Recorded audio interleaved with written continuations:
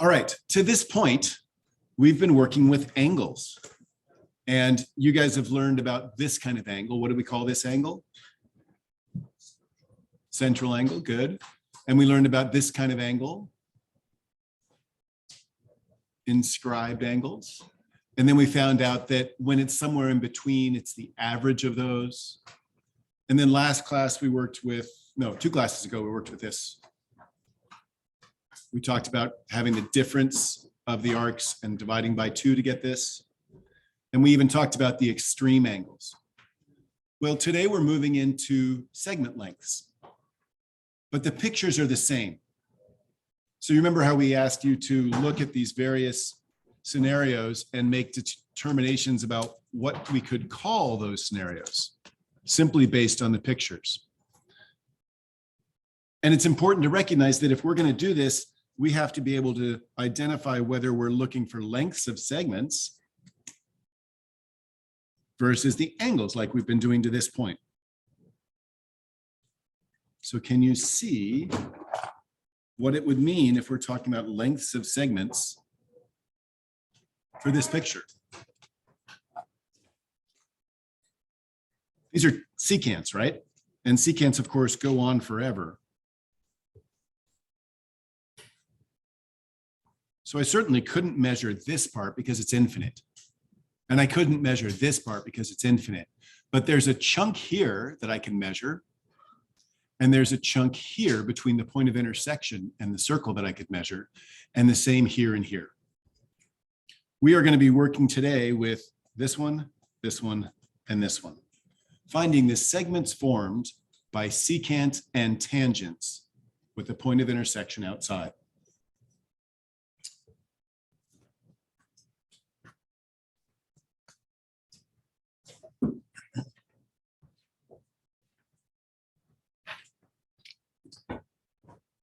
But before we do that, let's work with this one, which is the segments formed by 2 chords.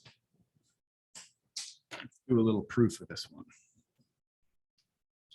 If I have 2 chords, and let's say that I label this A and B and C and D. Do you have any predictions about what might be the relationship among those 4 segment lengths?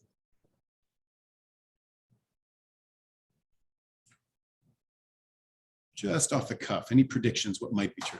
Yeah, what do you think? Maybe B plus B equals C plus Okay, could be a sum thing, right? Probably not D plus B equals C plus A, because these 2 look smaller and these 2 look bigger. But maybe it's like A plus D and C plus B, or A plus B and C plus D. You guys agree that those seem like a reasonable ways to go? I'm going to show you a quick counter example. Right? Can we agree that no 2 of these would add up to something plus this really long one? But that was a fair guess. Any other ideas? Okay, so let's try to do something that's a little bit more concrete, a little bit more defined.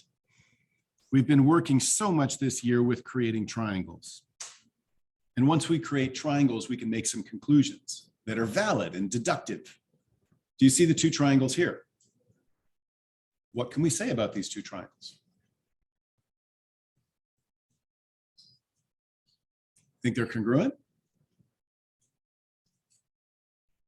That'd be a pretty bold claim. What else could they be? Similar. Similar. What does it take to prove 2 triangles are similar?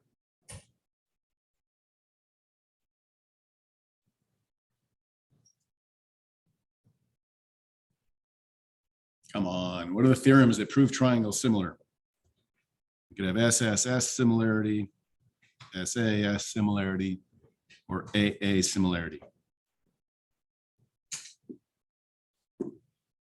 By the way, I'm going to take you guys off on a little tangent for a second. See what I did there? Talked about a tangent.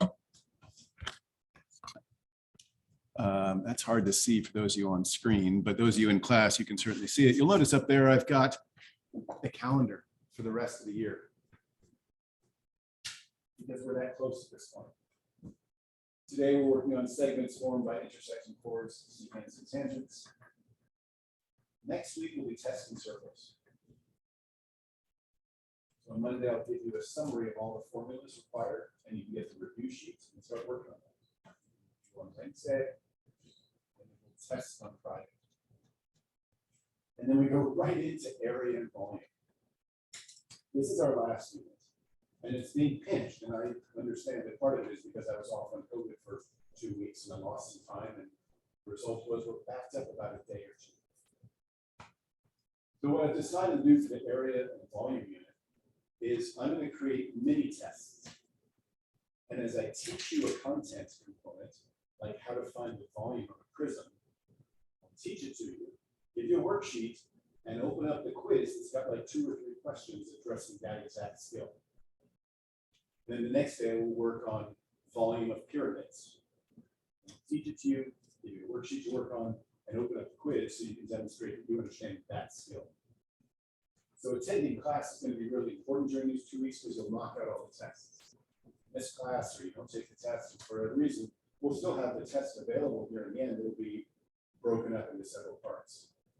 Historically, we've had an experience where people take tests later than they're assigned. You're backed up on the homework, and as a result, you push the test out a little bit. There's not much time for that here. If you push this test out, you're into the final exam preparatory time, and you're into final exams. And if you need an incomplete, do that, I guess, leaving you the summer to work on it, and then back in the fall, we can test again. But I'd really like everybody to kind of get up to speed so we don't have people pushing into the final exam. How much are the tests? Collectively, they work the same as a unit test. Just like a unit test broken up into small tests. Okay, so then when that's done, I'll give you the review packs. You remember the review packs for the final exam? I asked you to compile your work, notes on your separate sheets. You transcribe those notes on a note card. You will get a note card for the final exam as well. You get to use that. Final exam will be a paper document again. It'll be the same final exam as all the other students here. Yeah. Any questions? So you'll notice as we're doing today's activity, I'm trying to refresh your memory a little bit on similarity on time. I'm trying to get you thinking about these things and prompt these ideas that you may have forgotten about. Yeah. Will there be like any like to retake the little quizzes that you give us, or is that just another try? No, it'll be the same idea. I'll give you 3 shots at each one. Yeah. I expect people are going to do really well with it, right? I'll teach it to you. It's very fresh in your head. We'll try a couple of worksheets and then we'll take the tests. But yeah, I'll still do it 3 shots. Okay. Let's get back to this. So I want to prove these 2 triangles are similar. How can I prove these 2 triangles are similar? And again, I got no lengths of sides. We can say they have 2 angles that are the same, that are congruent if they have vertical angles. Good. That's one pair of angles. That takes care of one of our A's. What's our other A?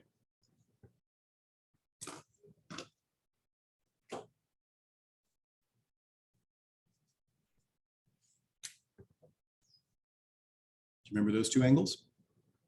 What kind of angles are they?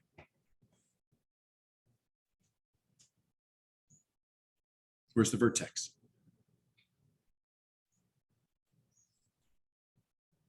Aren't those inscribed angles? So how is this angle related to this arc's measure? Half as much? And how is this angle related to the same arc? Half as much. So what's true about these 2 angles? They're the same. So now I've got the 2 triangles are similar. And if they're similar, then I know that I can create a proportion of the sides. I just have to find the corresponding parts. So I see that this side length mark A is between the yellow angle and the vertical angle. And that's then going to correspond with D because that's between the yellow angle and the vertical angle. And then I'm going to want, let's see, the top is the small triangle. So I'm going to put C on top, and that's the angle opposite the yellow angle. So that would align with B, opposite the yellow angle. And if I cross multiply, what we see is the idea you guys had about tying together pairs of legs was exactly correct. But instead of adding them up, it's the product. A times B equals C times D.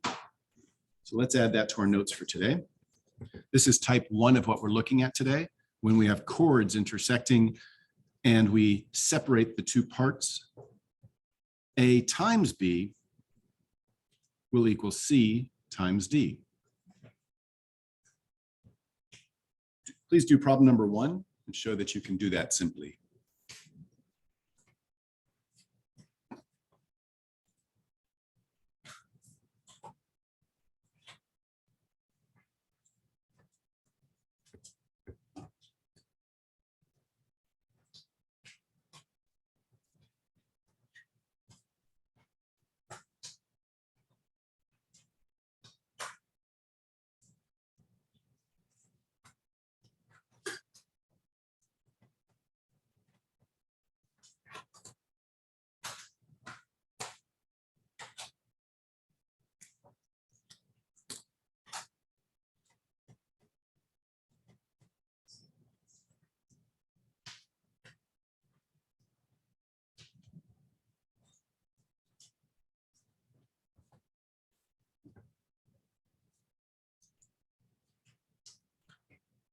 Five. Okay, this is easy peasy. I like this.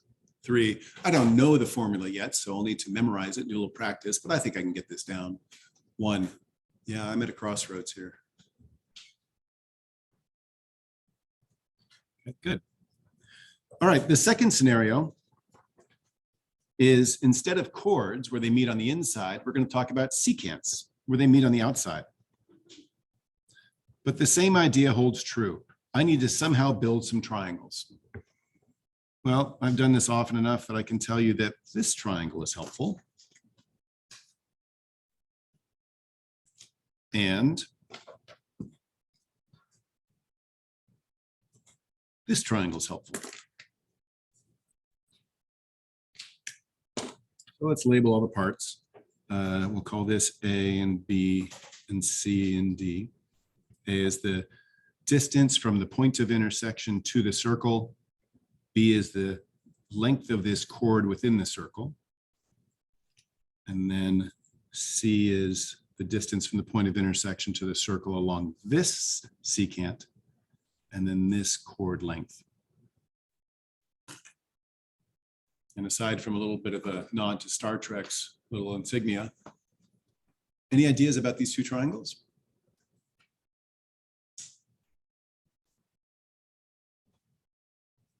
Yeah. They could be congruent, but we don't know any side lengths. So unless there's a reflexive side, we couldn't possibly say they're congruent. Yeah, Tiernan? We do have vertical angles, but the vertical angles are not parts of the triangle, right? Here's this triangle I've identified. And so we've got an angle here, we've got an angle here, we've got an angle here. And so there are vertical angles. That would be a complicated way to build into it. We'd have like subtriangles. Jasper?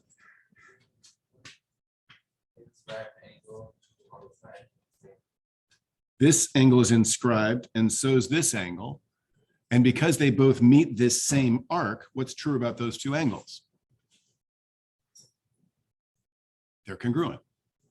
Okay, so that gives us one angle. What else could we do?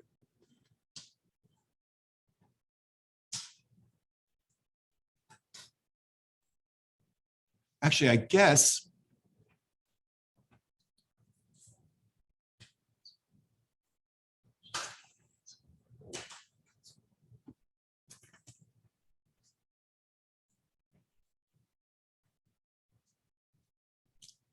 what about this angle up here?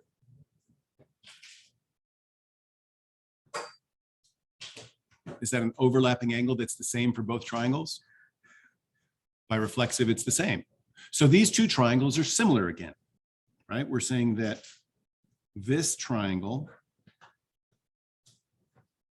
and this triangle are similar. So this is C and this is A plus B, and this is A, and this is C plus D. And if these triangles are similar, then I should be able to establish that there's a ratio that's equal to another ratio. In other words, the side lengths are proportional.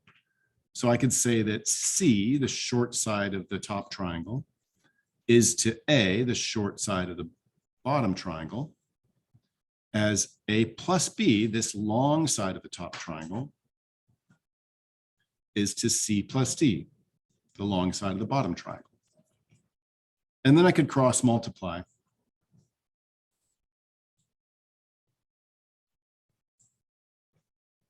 And just leave it like that. In other words, A plus B times A equals C plus D times C. And yes, that is our formula. If we come here to the type 2, we can say that A plus B times A equals C plus D times C. But I'm going to discourage you from thinking about it that way. Because what I've discovered over the years is people then forget where the pieces are labeled. And if I mistakenly did A on the inside and B on the outside and C on the inside and D on the outside, then this formula no longer works. Or if I did these two outer parts were A and B and these were C and D, then the formula doesn't work either. So instead, do we recognize that I can't measure what's out here, right? That goes on forever. And I can't measure what's out here. That goes on forever. So this A plus B represents the whole length, doesn't it, of this top side. So I'm going to call this the whole. And then how would you describe what A is? Because we're then going to multiply that whole length times A. How would you describe that versus B? A is on the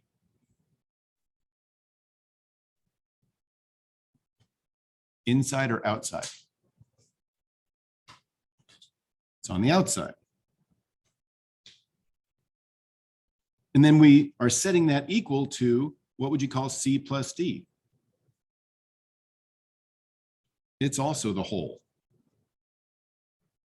times C, which is also the outside. And I know I've written this across both of these because it turns out this works for both of these. But I call it the whoa. Whole times outside equals whole times outside. And I think that's a better response to this crazy looking problem when you see it than trouble. Whoa. Okay, let's come down here to number 5. Try this out. Take a look at this top segment. And how could I express the whole of this top segment? It'd be 8 plus 19. And then what's the outside part of this top segment? 8. What's the whole of this segment? Good, 9 plus X. And what's the outside? 9. And then just solve. 8 plus 19 is 27 times 8. Distribute, and I get 81 plus 9X. 160 and 56 is 216 equals 81 plus 9X. Minus 81, minus 81. 135 equals 9X, goes in once, 45, 15 equals X. Question? How would you, for type 3 and small, right? Yep. How would we do full outside equals full outside and outside for A? You guys get the question? What's the whole of this one? B plus C. And what's the outside? But what's the whole of this one? It's almost like the inside is 0. So it'd be like A plus 0 or A. And what's the outside? Another A, so it'd be A squared. And yes, you know, most books will teach you this is one formula for two secants. This is the formula for a secant and a tangent. And you should memorize two different formulas. I'm trying to get you to think about them as the same in an effort to save you some mental capacity trying to memorize formulas. Well, let's go to exactly that one. Let's do number 16, because this one's going to have some quadratic work to it as well. So I recognize that I'm looking for segments with a POI on the outside. Uh-oh. What's the whole of this one?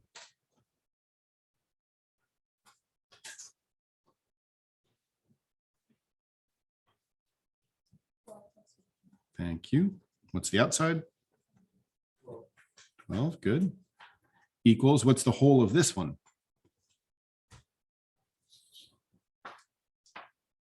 X plus 5, and the outside? The same, so it's that squared. So this is 27 times 12 equals this thing squared. Get to that in a second. 27 times 12, so 2 times 12 is 240, 7 times 12 is 84, so 324. Is that right?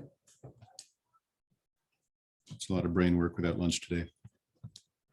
Yes, 324. How does this FOIL out? What is x plus 5 times x plus 5? You know it's not x squared plus 25, right? X plus 5 times x plus 5. The x's multiply together, get an x squared.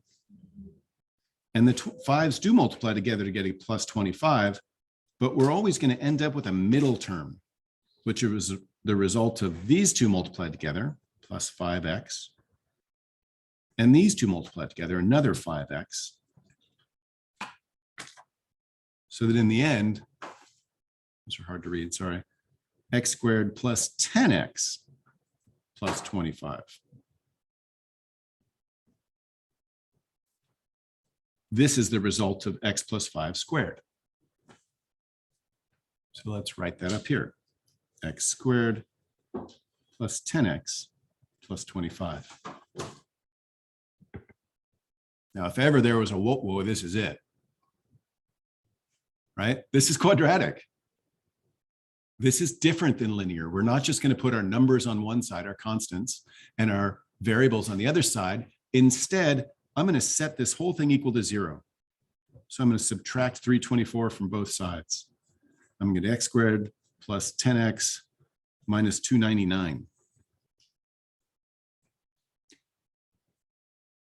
And I know that this is rusty for you guys. Throughout the year, we've seen that this is something that COVID algebra left you with gaps.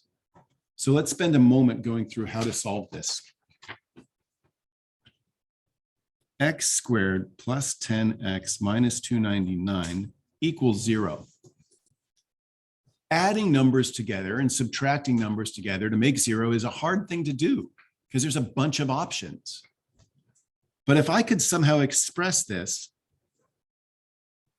as two numbers multiplied, or two expressions multiplied together to make 0, then what do I know about one of these two expressions? They'd have to be 0. Now, I know that I need two things to multiply together to make x squared. So what are my first terms here? X and x. And I know that the last terms, the constants, have to multiply together to make 299, negative 299. But the problem is there's multiple choices.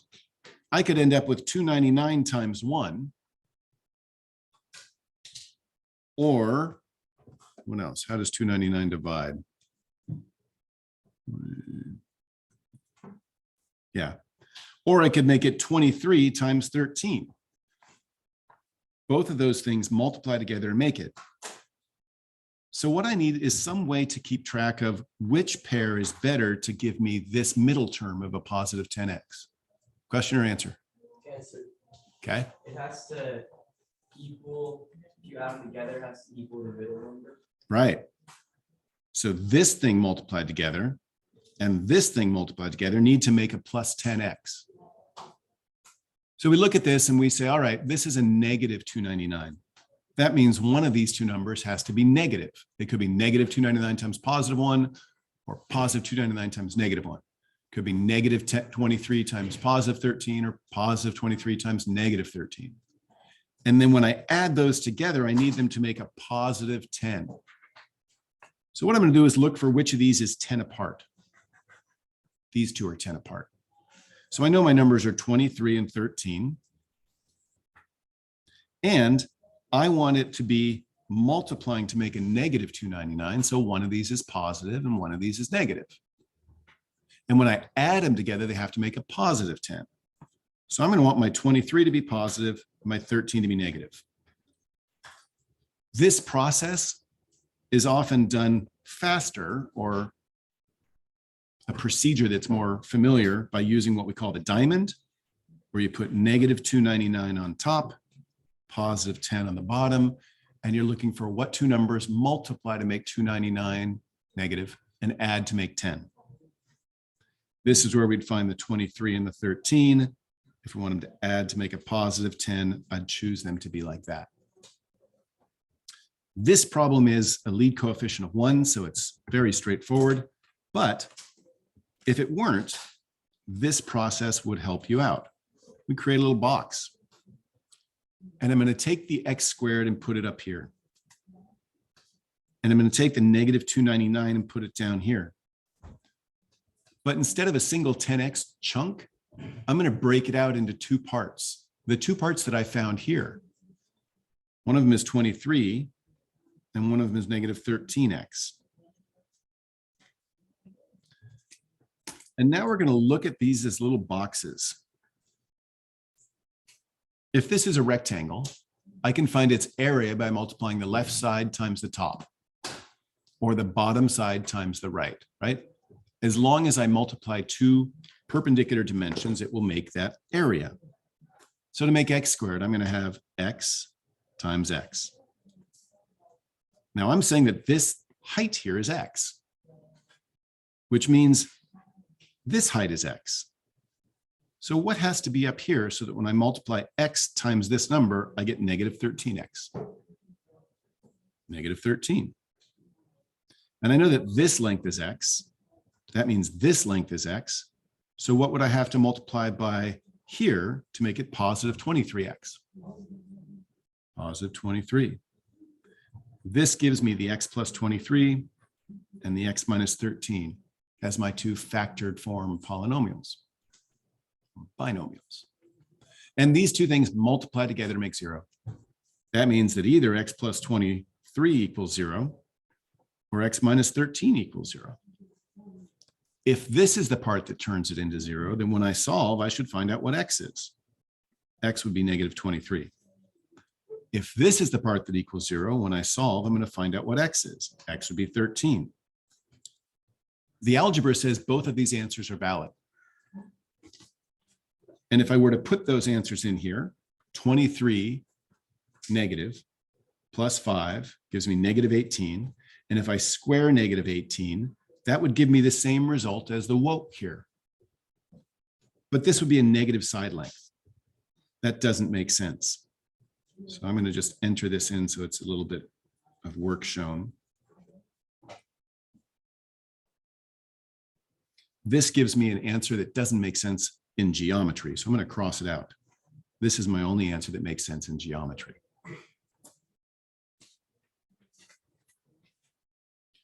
When you're doing this homework, you're going to have some opportunities to practice this understanding of solving quadratics. You'll find that 13, 14, and 15 are all also quadratic problems. 11 is going to be a quadratic and 12 is going to be a quadratic, but it's not going to require this type. You'll just take the square root of both sides. All right, last stuff for today. Well, a little bit more.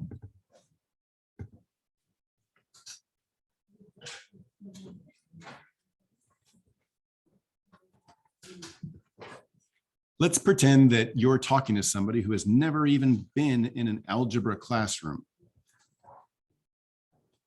And they ask you, what good is this? Y equals 3x minus 6. What would you say?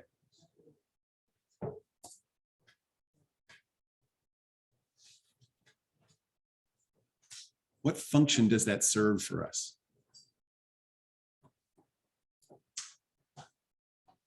It graphs a line. Yeah, but what do you mean graphs? What do you mean line? Well, it forces us to see a relationship between X and Y values. So that if I plug in an X value of 0, the Y value has to be -6. And if I plug in an X value of 1, the Y value has to be a +3. And if I plug in a Y value of 2, it has to have a X value of 2, it has to have a Y value of 0. And all these points have a relationship. They have a flow that ties them together into a straight line. In other words, this is the equation that allows us to find ordered pairs that sit on a line. I could have a different equation. Still, this describes an ordered pair set, but they wouldn't form a line. What shape would these make? This is quadratic, and it would form a parabola. So our goal today for this activity is we want to find out what it would take to graph a circle. What would be the equation of a circle? Well, what are the important parts of a circle? What makes a circle unique?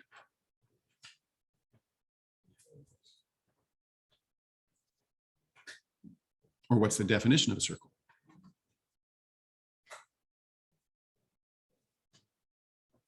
We defined it a few days ago. You guys are supposed to be watching the video while I was out on COVID.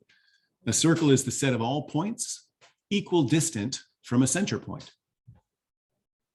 In other words, if you have a center and a fixed radius, all the points that fall that same radial distance away will make a nice perfect circle. So I don't want to put numbers in here for this. It looks like it's about 4 or 5 or something, but I'm going to use variables. I'm going to call it H and K. The X value is H, the Y value is K. And I'm looking for a coordinate here that would be an XY. And I want to tie together these X values and these Y values into an equation, kind of like I did with Y = X squared, so that the relationship comes up being a circle. The way I'm going to do that is I'm going to draw myself a little sloped triangle. How long is this side? Like, let's pretend that this length were, I don't know, 5 out, and this length were 8 out. How long would this side be?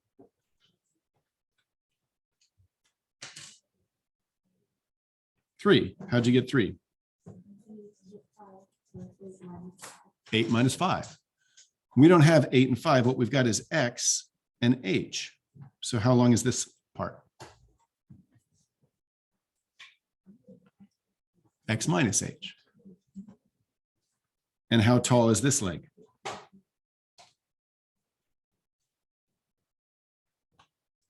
That's Y. And this is K. So how long is this?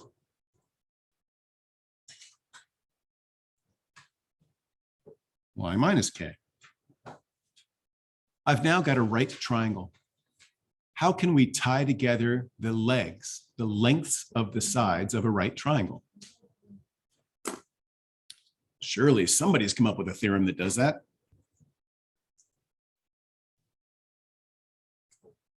Whose theorem ties together the 3 sides of a right triangle? Pythagorean. So this is a leg, so we'd say X minus H squared, Y minus K squared equals R squared. You thought that other equation was a whoa. This is the standard form of a circle's equation. X minus H squared plus Y minus K squared equals R squared. 5. This is easy. 3. Okay, that's a pretty complicated formula. I'm pretty good at math, so I'm confident I'm going to figure this out, but right now it looks intimidating. 1. Whoa, no, I can't even use that. In 2 minutes, I'm expecting you're going to tell me that this is the easiest thing we've learned all year.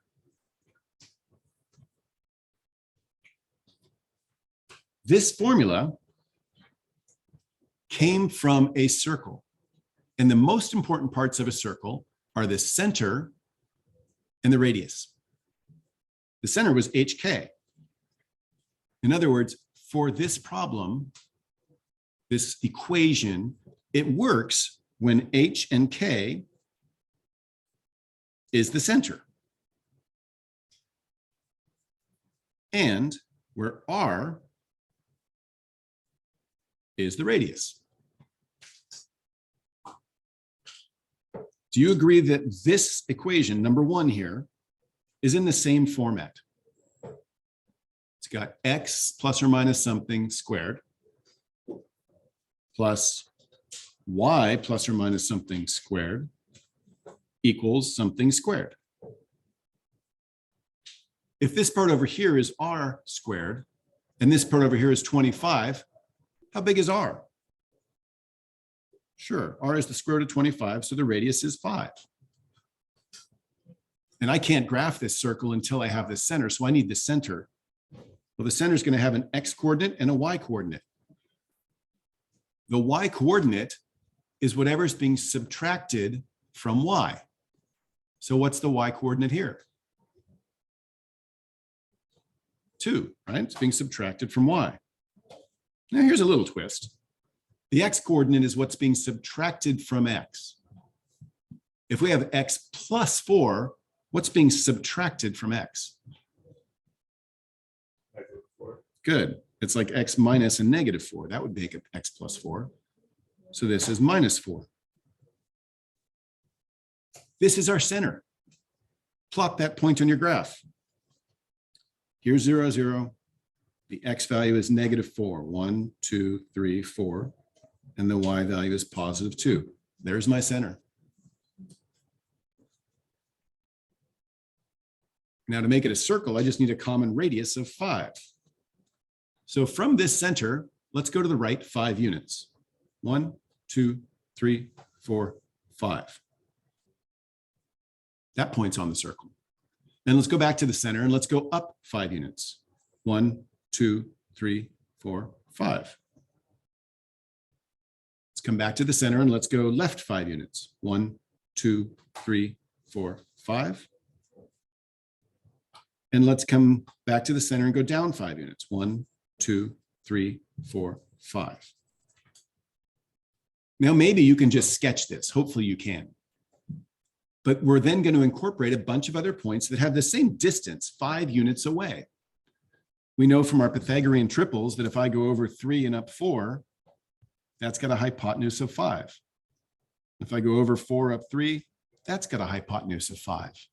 But you don't need all those points. All you got to do is sketch a circle going through these 4 points, and that's your circle.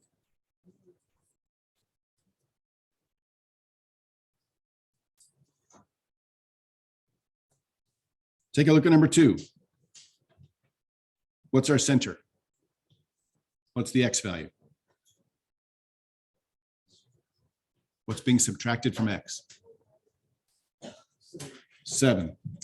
This is a little twist. What's being subtracted from y before it's being squared? Yeah, nothing. So our y value is 0 for the center. What's our radius? If this is the radius squared, radius is 2. So let's plot that point. 1, 2, 3, 4, 5, 6, 7, 0. There's our center. I'm going to apply a radius of 2. So I'm going to go in 4 directions from that center. 2 to the right, 2 up, 2 left, 2 down. There's my circle. 5. Okay, this might be the easiest thing we've done all year. 3. It's not the easiest thing, but it's doable. 1. I keep going round and round, and Good. Let's move to the backside. You'll see that on the top, it's asking you to just simply do the identification just like we did. Look at number 5. What's the center?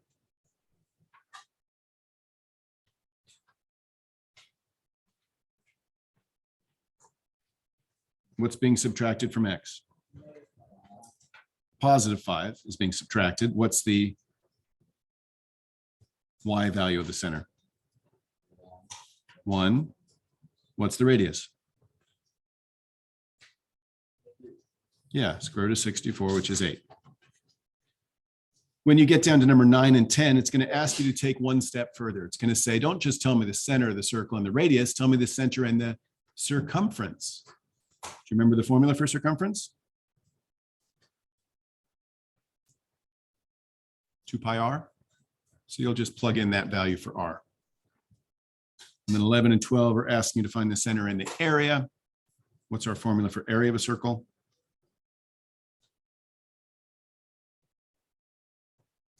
Pi r squared. Now, this last piece is a bit of an extension, and I'm going to do it kind of quickly. Those of you going into advanced algebra honors, I would really encourage you to try to catch this. Pay attention to this. This will come up for you. You'll do this again. So learn it now. Those of you doing advanced algebra, you might have exposure to this in the future, but you probably won't do much with it. Those of you choosing intermediate algebra, you are welcome to tune out on me altogether. Here's what we're going to do. We're going to recognize that sometimes things don't come in a nice clean package. We like this setup. When they're both perfect squares, it's easy to find the center of a circle. But it is possible for a circle's equation to come in all mixed up. Some value x squared plus a different value y squared plus a different value x plus a different value y plus some constant set equal to 0. It's just in a messy format. It's called the general form of an equation of a circle, like this one here. We can manipulate this to look like we want to look, what we want it to look like, by doing something called completing the square.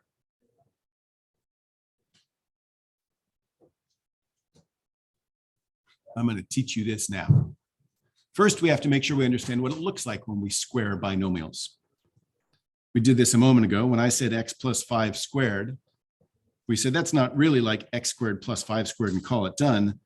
We have to recognize that there ends up being a middle term, right? We get x squared, we get the 25, but the middle term comes from the inner and the outer multiplying together.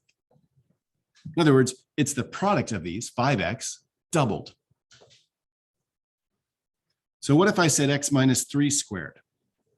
Could you jump right to this answer? What's the first part?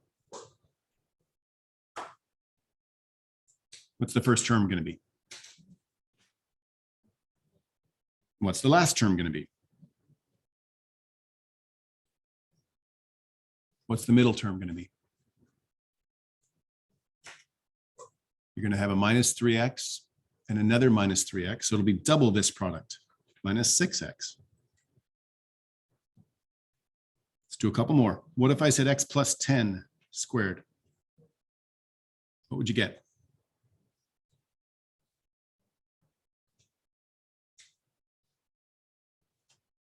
Come on, speak it up. X squared plus 20x plus 100. Good. One more. Everybody, please look at that and see if you know what that would become. Don't say it out loud yet. We'll do a choral response. Count of 3. Please tell me what the first term of this trinomial would be. 1, 2, 3.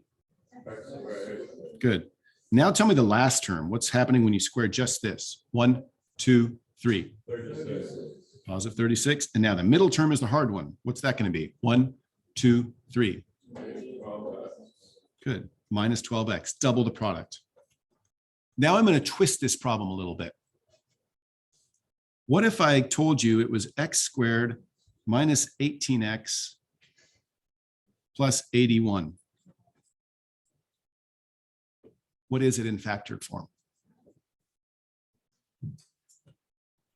X minus 9. Good. How'd you know that? Because -9 plus negative, or -9 minus -9 is -18, and -9 times -9 is 85. Good.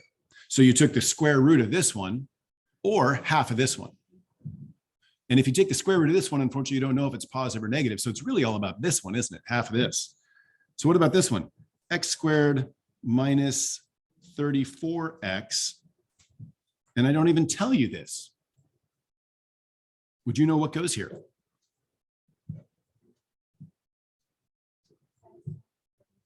Yeah, x minus 17. And then we would need to know what this is. This has to be whatever 17 squared is. What is that? Is it 3? It's 17 squared. It's going to end in a 9. Thank you. So we'd add in 289, and then this would be equal to this whole thing. So completing the square asks us to do that same thing. I'm going to take these and I'm going to group the ones that belong together. X squared minus 2x and leave a little space there. And then I'm going to group the y's. Y squared plus 6y, leave a little space there. And I'm going to move the constant over to the other side.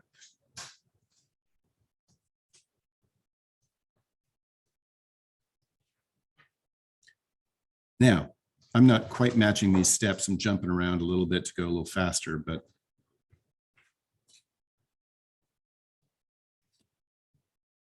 take this and turn it into a perfect square. Like we just did. What's this? So that it comes out like this.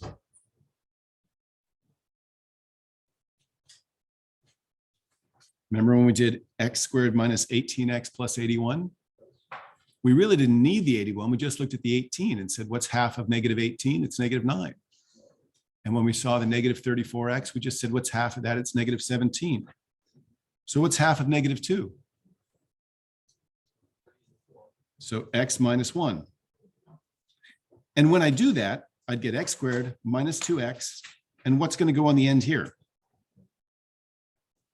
So that this is equivalent to this. Plus 1. But this was an equation. And I just added 1 to the left side. So I'm going to add 1 to the right side to keep it balanced. What about the y's? We have y squared plus 6y plus we don't know what yet. What goes in here?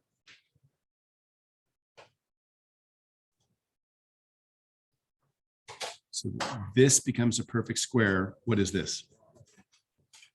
Y plus 3. And if I did this all out, I'd get y squared plus 6y plus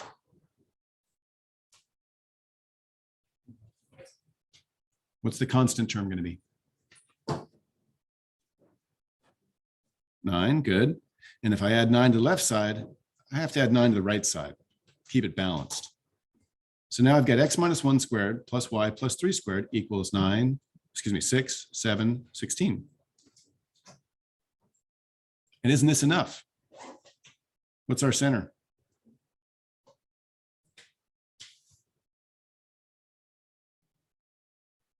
One negative 3. What's our radius?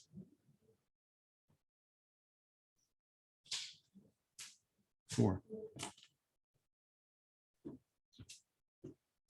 This last piece, finding the general form and turning it into a standard form, is not a requirement for you guys. This was informational and for your fun. You will not be held accountable to this. But the rest of this page is, the set of pages is. Please spend the rest of this period working on this document and submit this as 94.